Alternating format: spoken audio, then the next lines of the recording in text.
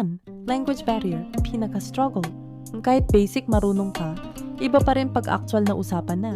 Nakakahiya minsan kasi di ka makasagot agad. Tayo minsan napapahiya ka pa sa store or work. Alam mo yung gusto mo magsalita, pero di mo ma-express? Ang hirap. Yet 2. Loneliness, homesick. Kahit maraming tao, pakiramdam mo mag-isa ka. Uy, lalo na pag may problema ka, wala kang masabihan. Mismo family, pagkain, simpleng lambing. Hindi mo kailangan mag-isa, pero bakit parang mag-isa ka pa rin? O 3. Weather shock, winter is real. Sobrang lamig, lalo na sa first timer. Kaya nagkakasakit, naninibago katawan. Hirap pumasok sa work pag nagyayelo. Akala ko kaya ko ang lamig, hindi pala ganun kadali. Ikaw ate financial pressure. O hindi porket nasa Korea tamo na mayaman na. May padala plus bills plus sarili mo pa. Minsan ubos agad sahod. Akala nila okay ka kasi nasa abroad ka, pero di nila alam. 5.